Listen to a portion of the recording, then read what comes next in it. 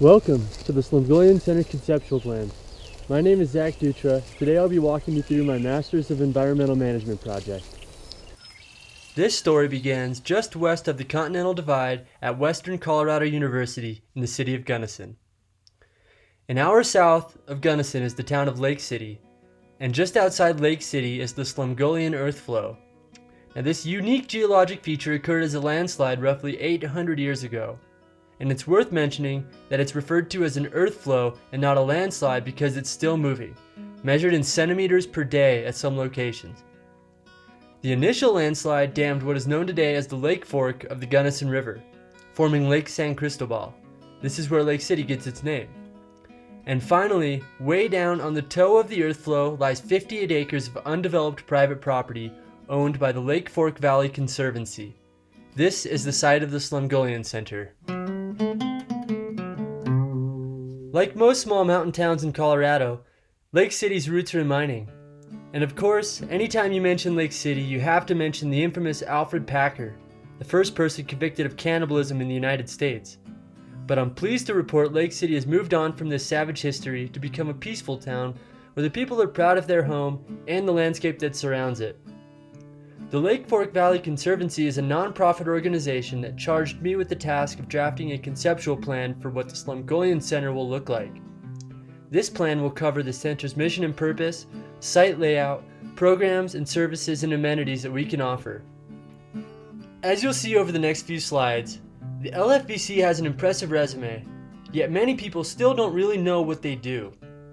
The Slumgullion Center will give the LFVC an opportunity to increase their public image and in turn, further their organizational mission. Surrounding Lake City, the San Juan Mountains are a place of rugged beauty. Alpine and tundra ecosystems live high above crystal clear lakes and streams. It is the largest mountain range by area in the state of Colorado and home to 13 peaks that rise above 14,000 feet. The landscape of the Slumgullion earthflow is unique, designated as an area of critical environmental concern by the Bureau of Land Management and as a Colorado natural area under the Colorado Parks and Wildlife. It was thought that the topography was formed by glaciation or avalanches, but it was actually the cannibal Alfred Packer who was the first to describe the feature properly, when he admitted he had left his victims near a landslide of yellowish clay. The earthflow is one of the most studied in the world, providing valuable insight into the behavior of landslides. The first U.S. Geologic Survey report dates back to 1874, and USGS survey is ongoing to this day. People travel from all over the world to immerse themselves in the numerous outdoor recreation opportunities of this area, and this has become the livelihood for the locals, but not without concern. Sometimes you'll hear land managers say a place is being loved to death. This means that human impacts are reaching an unsustainable level and threatening the ecosystem. So as recreation tourism increases across the board in the San Juans, one user group requires a closer look. Off-highway vehicles, or OHVs, have been the subject of a recent dispute. Since mining died, the landscape has been Lake City's most valuable resource. It's what the tourists come to experience, regardless of the activity. Human impacts pose the biggest threat to this resource, and OHVs have the largest human impact. In spite of this, the people voted and OHVs will continue to be allowed on Lake City streets. But it wasn't long after this vote that one particular OHV driver decided to show the internet exactly why OHVs are a topic of debate. But this quote, coming from a pro-OHV website, shows that even those who support the ruling do not support degradation of the landscape. For a better understanding of the conflict, let's look at some data gathered by MEM alumni Kendall Cox. The numbers speak for themselves, with over double the population passing through town every day during summer months. The obvious next question is, how does this translate to the local economy? Sales tax revenue has increased more than 6% per year since OHVs were allowed in town, and sales tax accounts for roughly 1/3 of total revenue. How does all of this fit into the context of this project? With over 130,000 visitors per year, this is a huge target market for the Slumgullion Center and an even bigger opportunity to curtail a threat before it becomes a problem. Now that you know a bit about the project, here's a summary of my work over the past year. My first task was to verify the property boundaries, which meant locating cadastral survey markers and updating old maps. I ended up spending a lot of time on site last summer, getting to know the land and starting to build my own vision for the Slumgullion Center. But it wasn't my vision alone that counted. It involved Camille Richard and the rest of the LFVC board. We held a series of strategic planning meetings to brainstorm about everything from site layout, programs to offer, to purposes to serve and goals to accomplish. I was starting to hone in on a vision that was full of lofty goals and big dreams. But was it realistic? I took a road trip around the western slope to find out, touring and interviewing organizations along the way. This research was compiled into a presentation for the LFVC board, part of which is shown to you here. I highlighted the successful aspects of these organizations and took note of what didn't work so well. I learned some tools to maximize our assets and tips on how we can avoid early pitfalls. This information would give us valuable insight into the realm of possibilities for the Slumgullion Center. After the presentation, I surveyed the board to gauge their interests. I used 2 open-ended questions, allowing space for them to respond anonymously, free of peer influence, and without time or length constraint. These were followed by a 3rd ranking survey question that would provide some visual data, which you see here.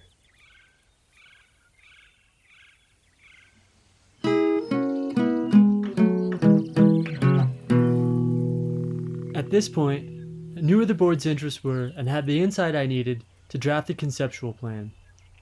The booklet layout you see is designed to be distributed in both print and digital format and will eventually be used as part of a capital campaign. I don't have time to discuss every page, but I'll cover the key points. On this layout map, I'll draw your attention first to the Slumgullion headquarters. This central building will be the Welcome Center, complete with interactive interpretive kiosks. It will have a communal kitchen and bathhouse for guests, and it will become the LFVC's permanent office. This site also contains a building for maintenance equipment and research facilities, as well as a bunk tent and a treehouse lookout. Next to the headquarters are 5 yurts and 10 campsites for overnight guests, complete with the composting toilet and dog park. From here you can access the interpretive trail system that leads to the observatory pad, riverside picnic area, and Lake Fork overlook. This site will be the main attraction of the Slumgullion Center, with a 30-foot yurt, an events tent, and an amphitheater looking down on Argenta Falls. We can host interpretive talks, live music, special ceremonies, and more, rain or shine. The rest of the booklet is a menu of programs, designed around the property's geographical assets, market research, and the LFVC's mission.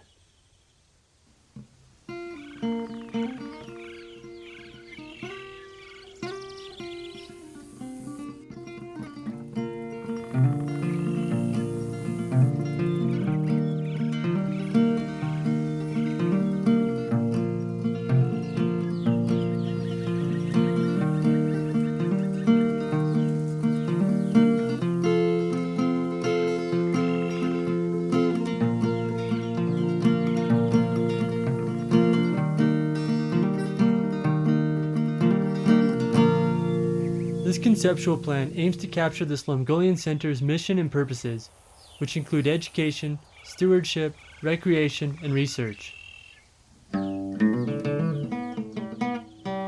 The first next step for the site this summer is securing the property boundary with a fence and clearing deadfall.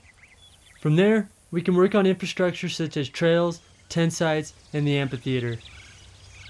The organizational goal is to begin marketing and launch a capital campaign. Camille and I presented this preliminary concept brochure to the Hinsdale County Board of Tourism in February, and I'm pleased to say it was received with praise and excitement. And so here we are. Lake City marches into the future, and I take comfort knowing the Lake Fork Valley Conservancy will be there to protect the landscape and the livelihoods of all who call the beautiful San Juan Mountains home. I hope to see you at the Slumgullion Center soon, and thank you for watching.